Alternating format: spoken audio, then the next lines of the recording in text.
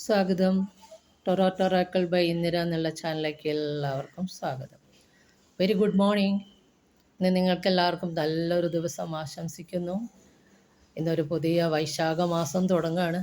മാധവൻ്റെ മാസം, മാധവ മാസം എന്നും പറയും. വളരെ വിശേഷപ്പെട്ട ഒരു മാസമാണ് ഈ മാസം എല്ലാ ദാനധർമ്മങ്ങൾക്കും ഭയങ്കര വിശേഷമാണ്. വിഷ്ണു ക്ഷേത്രങ്ങളിൽ ഭയങ്കര വിശേഷമായിട്ട് ആചരിക്കുന്ന മാസമാണ്. പ്രത്യേകിച്ച് ഗുരുവായൂരൊക്കെ ഭയങ്കര തിരക്കായിരിക്കും. 4 ആഴ്ചയും ഭാഗവത സപ്താഹം ഗുരുവായൂരുണ്ടായിരിക്കും. ഈ മാസം പ്രാതസ്നാനത്തിന് ഭയങ്കര വിശേഷമുണ്ട്. 3 തൊട്ട് 5:30 പ്രാതസ്നാനം ചെയ്യുമ്പോൾ എല്ലാ പുണ്യ തീർത്ഥങ്ങളും എല്ലാ ജലാശയങ്ങളിലും ഉണ്ടാവും എന്നുള്ള സങ്കല്പമാണ്. ഗംഗ, യമുന തുടങ്ങിയതിലെ പുണ്യതീർത്ഥങ്ങൾ എല്ലാ ജലാശയങ്ങളിലും ഉണ്ടാകും എന്നുള്ളതുകൊണ്ട് പ്രാതസ്നാനത്തിന് വളരെ വിശേഷമാണ്. പിന്നെ ഈ ഒരു മാസം വെജിറ്റേറിയൻ ആയിരിക്കണം എന്നുള്ളൊരു പ്രത്യേകതയുണ്ട്.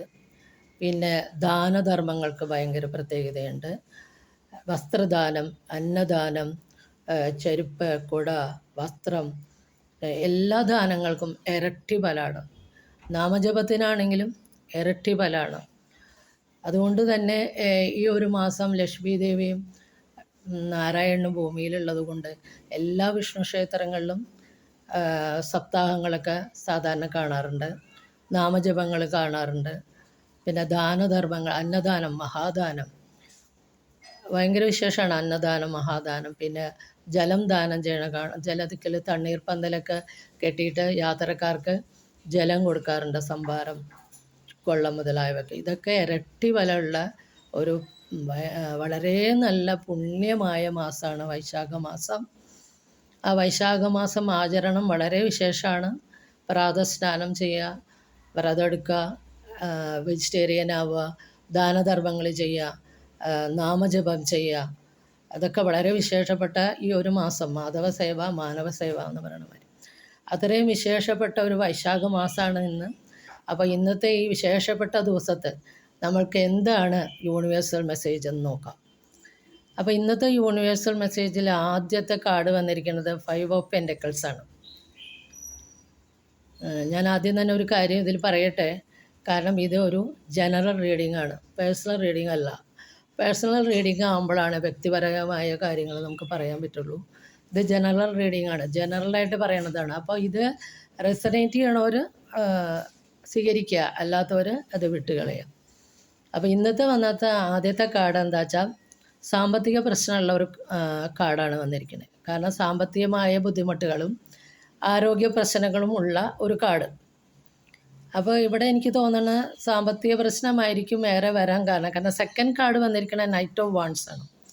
അപ്പോൾ അതിലെന്താണ് പറഞ്ഞിരിക്കുന്നത് വെച്ചാൽ നിങ്ങളുടെ ജോലിയിൽ ഹാർഡ് വർക്ക് ചെയ്ത് അതിൽ ഫോക്കസ് ചെയ്ത് വളരെ ഉത്സാഹത്തോടു കൂടിയിട്ട് നിങ്ങൾ ഹാർഡ് വർക്ക് ചെയ്ത് മുന്നോട്ട് പോകണം, ഫോക്കസ് ചെയ്ത് മുന്നോട്ട് പോകണം എന്നുള്ളതാണ് രണ്ടാമത്തെ കാർഡ് പറയുന്നത്, നൈറ്റ് ഓഫ് വൺസ്. അതെന്ന് ഒരു യോദ്ധാവ് കുതിരപ്പുറത്ത് അയാളുടെ പാഷനായിട്ട് വളരെ ഉത്സാഹത്തോടെ സാഹസികതയോടെ മുന്നോട്ട് പോകുന്ന ഒരു കാർഡാണ് വന്നിരിക്കുന്നത്. അപ്പോൾ അത് നമ്മൾ മനസ്സിലാക്കേണ്ട വെച്ചാൽ നമ്മൾ നമ്മുടെ പ്രവൃത്തികൾ ജോലിയിൽ വളരെയധികം ഹാർഡ് വർക്ക് ചെയ്ത് നമ്മളും ഇതുമാതിരി ഉത്സാഹത്തോടെയും മുന്നോട്ട് ജോലിയിൽ ഫോക്കസ് ചെയ്ത് ഹാർഡ് വർക്ക് ചെയ്ത് മുന്നോട്ട് പോകണം എന്നുള്ളൊരു മെസ്സേജാണ്.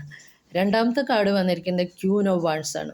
അങ്ങനെ നമ്മൾ പോവുകയാണെങ്കിൽ നമ്മുടെ പ്രവൃത്തി പദത്തിൽ നമ്മളൊരു ക്യൂനാവും. അതായത് നമ്മൾ ഹാർഡ് വർക്ക് ചെയ്ത് നമ്മൾ വിജയിച്ച് നമ്മൾ സമൃദ്ധി നേടും. അതാണ് മൂന്നാമത്തെ കാർഡ് ക്യൂൻ ഓഫ് വാൺസ് വന്നത്. അതിലൊരു ബ്ലാക്ക് കാറ്റ്, അതൊരു സക്സസിൻ്റെ സിമ്പലാണ്. അപ്പോൾ ഇവിടെ ഒരു സാമ്പത്തിക പ്രശ്നമുള്ള ഒരാൾ, ആരോഗ്യ പ്രശ്നവും കാണുന്നുണ്ട്. പക്ഷേ രണ്ടാമത്തെ കാർഡ് വന്ന കാരണം രണ്ടാമത്തെ കാർഡ് നിങ്ങൾ വളരെയധികം ജോലിയിൽ ഫോക്കസ് ചെയ്ത് ഉത്സാഹത്തോടുകൂടി ജോലിയിൽ ചെയ്ത് മുന്നേറാൻ പറയണ കാരണം കൊണ്ട് എനിക്കിതൊരു സാമ്പത്തികമായിട്ടുള്ള പ്രശ്നമുള്ള കാർഡായിട്ടാണ് തോന്നുന്നത്.